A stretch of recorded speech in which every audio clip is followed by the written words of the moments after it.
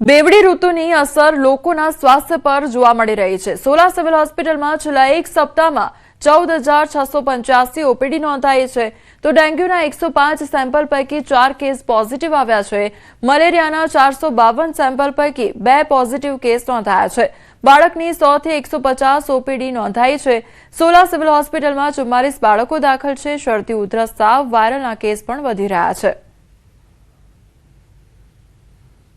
તારીખ 8/12/25 થી 14/12/25 ના એક વીકના સમયગાળામાં અમારી હોસ્પિટલમાં 14,685 દર્દીઓ ઓપીડીમાં નોંધાયા તથા દાખલ દર્દીઓ 1,150 દર્દી આ સમયગાળામાં નોંધાયા તથા જુદા રોગની વાત કરું તો ડેન્ગ્યુમાં લગભગ 105 દર્દીના લોહીના નમૂના લેવામાં આવ્યા આ સમયગાળા દરમિયાન, તેમાંથી 4 દર્દીના રિપોર્ટ પોઝિટિવ હતા તથા મેલેરિયાના 452 દર્દીના લોહીના નમૂના શંકાસ્પદ લેવામાં આવ્યા, તેમાંથી 2 દર્દીના લોહીના નમૂના પોઝિટિવ હતા મેલેરિયા તરીકે તથા ચિકનગુનિયામાં 3 દર્દીના લોહીના નમૂના લેવામાં આવ્યા।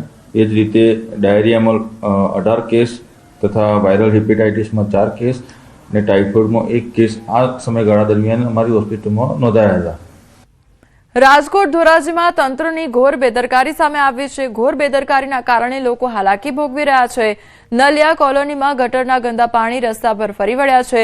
છેલ્લા 3 મહિનાથી ભૂગર્ભ ગટર છલકાતા લોકો ત્રાહિમામ પોકારી ઉઠ્યા છે।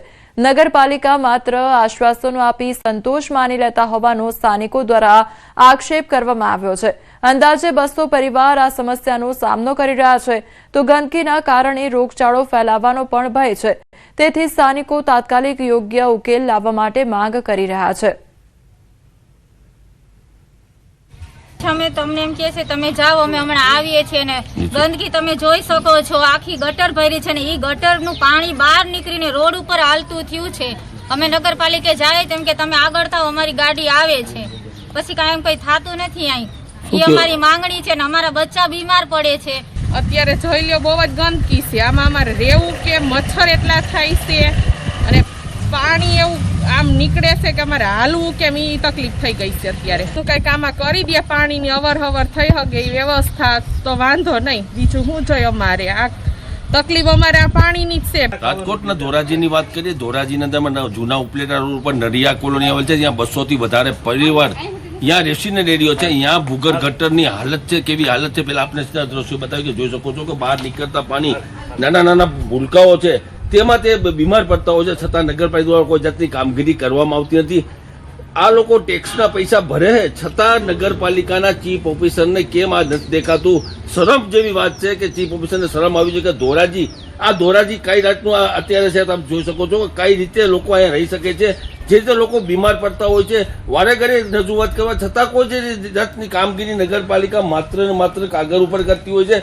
શું નગરપાલિકાને આ વસ્તુ દેખાતી નથી? જો ધોરાજીના અંદરમાં આ નરિયા કોલોનીમાં આવેલ છે તે વર્ષોથી છેલ્લા 3 મહિનાથી આ પરિસ્થિતિ છે, છતાં નગરપાલિકા કેમ કામ નથી કરે? ચીફ ઓફિસરને હું કહીશ કે ચીફ ઓફિસર સાહેબ, આ તમને જે શરમ આવી જોઈએ કે આ પરિસ્થિતિ અત્યારે ધોરાજીની છે, કેમ તમે ધ્યાન નથી દેતા? લોકો ટેક્સ આપે છે, બધું આપે, છતાં તમે કેમ ધ્યાન નથી દેતા? માત્ર કાગળ ઉપર કેમ કામ કરો છો? મુનાફ બકાલી, ન્યૂઝ 18 ગુજરાતી, ધોરાજી। હેમકુંડ સાહિબમાં ભારે ઠંડી વચ્ચે પવિત્ર તળાવ સંપૂર્ણપણે બરફનું સ્વરૂપ લઈ ચૂક્યું છે।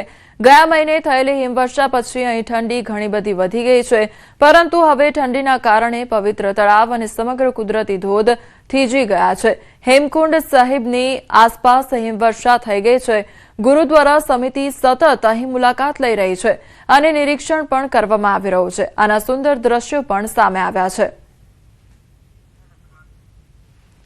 તો ઉત્તરાખંડના દ્રશ્યો સામે આવ્યા છે કે જ્યાં સતત હિમવર્ષા થઈ રહી છે, બીજી તરફ કુદરતી સૌંદર્ય પણ નજરે પડી રહ્યું છે। હેમકુંડ સાહિબની આસપાસ હિમવર્ષા થઈ છે, જાણે સફેદ ચાદર પથરાઈ હોય તે પ્રકારના આ દ્રશ્યો સામે આવ્યા છે। તો હેમકુંડ સાહિબમાં ભારે ઠંડીનો માહોલ પણ જોવા મળી રહ્યો છે।